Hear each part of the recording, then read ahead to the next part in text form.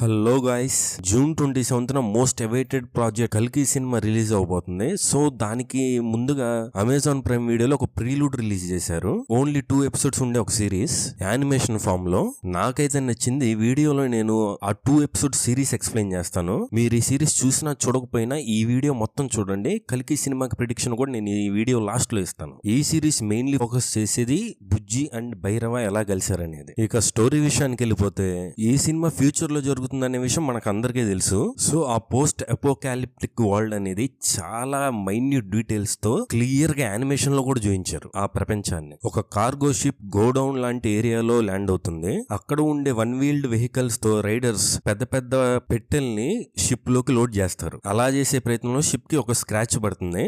ఆ స్క్రాచ్ ని బుజ్జి గమనించింది. అక్కడే బుజ్జి ఎంట్రీ. బుజ్జి ఒక ఆర్టిఫిషియల్ ఇంటెలిజెన్స్. బుజ్జికి ఇది 100th ఫ్లైట్. కొన్ని రోజుల్లో కాంప్లెక్స్ కి షిఫ్ట్ అవుతాను, ప్రైవేట్ క్యారేజ్ లాగా అని చెప్పి హ్యాపీగా ఉంటుంది. ఈ కాంప్లెక్స్ అనే పదాన్ని గుర్తుంచుకోండి, తర్వాత మళ్ళీ మాట్లాడుకుందాం. ఓకే, కార్గో షిప్ లో లోడ్ నెక్కించుకొని డెస్టినేషన్ రీచ్ అవడానికి రూట్ మ్యాప్ సెట్ చేస్తున్నప్పుడు మనం వెళ్ళేది రెబెల్ టెరిటరీ అని చెప్పి బుజ్జి వాన్ చేసిద్ది. మనం ఖచ్చితంగా కమాండర్ మానస్ కి ఈ లోడ్ సప్లై చేయాలని చెప్పి షిప్ లో ఉండే రైడర్ అంటాడు. సరే అని సేమ్ రూట్ లో ప్రయాణిస్తున్నప్పుడు రెబెల్స్ షిప్ మీద అటాక్ చేసి షిప్ లో ఉన్న ఫ్రూట్స్ వెజిటేబుల్స్ తీసుకొని వెళ్ళిపోతారు. ఆ రెబెల్స్ లో one of the main character ఎవరంటే ఈయన పశుపతి. సో ఆయన అంటాడు, నేను ఈ పైనాపిల్స్ చిన్నప్పుడు చూశాను అండ్ ఈ ఫ్రూట్స్ మన శంబాలో పిల్లలు చాలా ఇష్టపడతారు అని చెప్పి. శంబాల్ అనే ప్లేస్ తెలుసు కదా, విష్ణుమూర్తి ఆఖరి అవతారం కల్కి అవతరించేది అక్కడే. క్రాష్ అయిన కార్గో షిప్ ని స్క్రాప్ యార్డ్ లో పడేస్తారు. కట్ చేస్తే ఫ్యూచరిస్టిక్ కాశీలో ఒక బార్ లాంటి ప్లేస్ లోకి ఒక బౌంటీ హంటర్ ఒకడిని తరుముకుంటూ వస్తున్నప్పుడు ఆ విక్టిమ్ పర్సన్ అదే బార్ లో ఉన్న భైరవతో నీకు 1000 యూనిట్స్ ఇస్తాను, నన్ను కాపాడు అని చెప్పి అంటాడు. సో యూనిట్స్ అంటే ఇక్కడ ఫ్యూచర్ లో కరెన్సీ అంటే units, it's a charge. Bhairava కాపాడి అతను పారిపోయేటట్లు చేస్తాడు. అప్పుడు ఇక్కడ వెంటాడిన బౌంటీ హంటర్ రివీల్ చేసేది ఏంటంటే, ఒరే పిచ్చోడా, వాడి వర్తే 20,000 యూనిట్స్, నీకు 1000 యూనిట్స్ ఇచ్చి పిచ్చోని చేశాడని చెప్పి అంటాడు. సో భైరవ కొంచెం హట్ అయ్యి రోడ్డు మీద నడుచుకుంటూ వెళ్తున్నప్పుడు అతని ఒక డ్రీమ్ కార్ ఒకటి చూస్తాడు, JK26. భైరవ డ్రీమ్ ఏంటంటే ఆ 1000 యూనిట్స్ వాల్యూ ఉన్న ఆ వెహికల్ కొని బౌంటీస్ కొట్టి, బౌంటీస్ అంటే భైరవ బౌంటీ హంటర్ అనేది అందరికీ తెలుసు, అలా వచ్చిన డబ్బులతో కాంప్లెక్స్ లో సెట్ అవుదామని. అదే విషయం తన ఇంటి ఓనర్ రెంట్ కట్టలేదని బ్రహ్మానందం క్యారెక్టర్ గోల్ చేస్తుంటే అతనికి ఎక్స్ప్లెయిన్ చేస్తాడు, నా డ్రీమ్ అచీవ్ చేస్తే నిన్ను కూడా కాంప్లెక్స్ కి తీసుకెళ్తాను, అక్కడ మనకి ఫ్రెష్ ఫుడ్, ఫ్రెష్ గాలి, కొత్త బట్టలు, అమ్మాయిలతో డాన్సులు అన్ని దొరుకుతాయని. అన్ని కలుషితం అయిపోయిన ఈ ఫ్యూచరిస్టిక్ ప్రపంచంలో ఆ కాంప్లెక్స్ అనేది ఒక స్వర్గం లాంటిది. స్వర్గం అంటే చాలా రిచ్ గా బతికే ఏరియా అని. ఆ టైంలో భైరవాకు ఒక బౌంటీ నోటిఫికేషన్ వస్తుంది. వెంటనే పరిగెత్తుకుంటా ఒక రిక్షా తీసుకొని 3400 యూనిట్స్ పెట్టి ఆ డబ్బా రిక్షాలో ఒక చిన్న చేస్ సీక్వెన్స్ ఉంటది. స్టిల్ ఆ బౌంటీ దొరకడం అండ్ ఆ డబ్బులు బొక్క అండ్ ఆ వెహికల్ కూడా పూర్తిగా పాడైపోయింది. వెహికల్ ని పడేయటానికి భైరవ కూడా స్క్రాప్ యార్డ్కి వెళ్తాడు.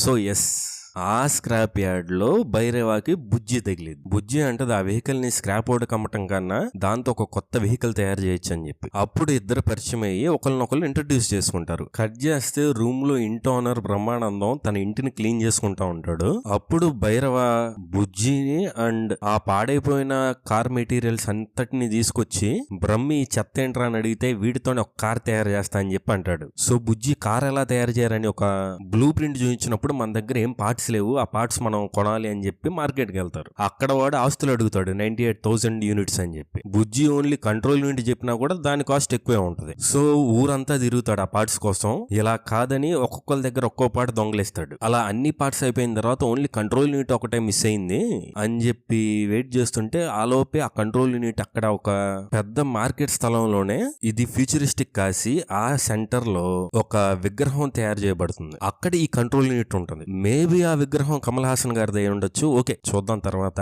భైరవ ఆ కంట్రోల్ యూనిట్ దొంగతనం చేస్తుంటే అక్కడ కాపలా ఉన్న రైడర్స్ పేలుస్తారు. బట్ భైరవ తప్పించుకునే సమయానికి అక్కడ ఒక ఇలాంటి మాయమైపోయే మనిషి, వానిషింగ్ మ్యాన్, ఆ విగ్రహం దగ్గర వస్తాడు. సో అందరు షూట్ చేస్తున్నప్పుడు అతనికి ఏం బుల్లెట్స్ తగలవు. బట్ భైరవ కిందకు వచ్చేసి తన ఇంటికి వెళ్ళిపోయి కార్ బిల్డ్ చేసుకొని, ఓకే మనం ఇక రేపటి నుంచి గేమ్ స్టార్ట్ చేద్దాం అని చెప్పి ఇంటికి వెళ్ళిపోతాడు. ఇక ఆ నైట్ ఏమైందంటే బుజ్జి ఒక ఆర్టిఫిషియల్ ఇంటెలిజెన్స్ కాబట్టి ఇంట్లో నుండి తప్పించుకొని తీసుకొని కార్ వేసుకొని వెళ్ళిపోయింది. తను ఎక్కడి నుంచి వచ్చింది అక్కడికి వెళ్దామని చూస్తే దారిలో ఉన్న చెక్ పోస్ట్ లాంటి ఏరియాలో రైడర్స్ మాత్రం వెళ్ళనివ్వరు. ఈ లోపే భైరవ బుజ్జి కార్ని కంట్రోల్లో తీసుకుంటాడు. నేను నీ మాస్టర్ని, నువ్వు నా స్లేవ్వి, నీ మీద నాకు ఒక రిమోట్ కంట్రోల్ ఉందని చెప్పి అంటాడు. నువ్వు నా నుంచి తప్పించుకోలేవని. ఈ లోపే భైరవకి ఇంకో బౌంటీ హంట్ నోటిఫికేషన్ వస్తుంది. ఎవరి మీద అంటే ఇందాక వచ్చిన వానిషింగ్ మ్యాన్ మీద. ఇక బుజ్జి భైరవ కలిసి ఒక చేజింగ్ యాక్షన్ సీక్వెన్స్ లో అతన్ని వెంటాడతారు. కానీ అతను తప్పించుకుంటాడు. బట్ భైరవ ఏమంటాడంటే అతని దగ్గర నాకు ఒక ఎండు చేపల వాసన వచ్చిందని చెప్పి అంటాడు. ఇక బుజ్జి వెంటనే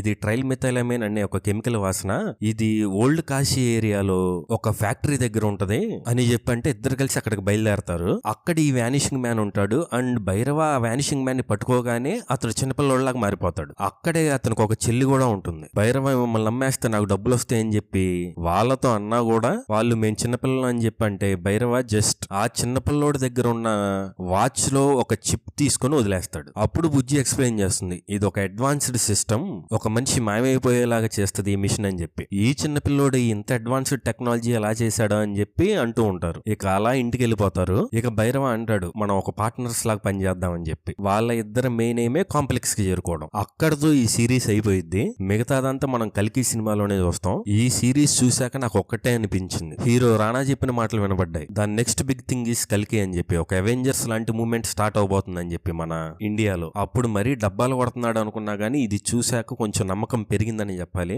మిగిలిందల్లా ఒక్క సినిమానే. అది గాని బాగుంటే Indian cinema Nag Ashwin and hero Prabhas range వేరే లెవెల్ కి వెళ్ళబోతుందని అర్థం అవుతుంది. ఇక స్టోరీ ప్రిడిక్షన్ విషయానికి వచ్చేస్తే ఇది జస్ట్ ఒక ర్యాండమ్ థియరీ అంతేనా. అది ప్రభాస్ ఒక బౌండరీ హంటర్ కదా, సో ఇలాంటి ఒక జర్నీలో ప్రభాస్ కి దీపికా పడుకునే ఆర్ ఈ పశుపతి క్యారెక్టర్ ఆయన బౌంటీగా తగులుతారు. వాళ్ళ కోసం చేసే జర్నీలో వాళ్ళ దగ్గరికి రీచ్ అయ్యాక అసలు ఈ ప్రపంచం ఏంటి, వీళ్ళెందుకు రెబల్స్ అయ్యారు, ఆ వాళ్ళని పాలిస్తుంది ఎవరు, వాళ్ళు చేసే అరాచకాలు ఏంటి, అదంతా ఎక్స్ప్లెయిన్ చేశాక మేబీ ప్రభాస్ కూడా ఒక సీక్రెట్ ఐడెంటిటీ ఉండొచ్చు. వాళ్ళ నాన్న ఒక రెవల్యూషనరీ నాయకుడనో ఏదైనా. ప్రభాస్ కూడా నాకు తెలిసి ఆ రెవల్యూషనరీలో జాయిన్ అయ్యి విలన్స్ తో వారికి సిద్ధపడతాడు. మేబీ ఇందాక చెప్పిన ఇద్దరు కిడ్స్ కూడా ఆ రెవల్యూషనరీ పీపుల్ లోని పిల్లలే. Slavery, control, class difference, revolutionary, leadership ఇలాంటి థీమ్స్ ఈ సినిమాలో ఉండబోతున్నాయి అని అర్థం అవుతుంది.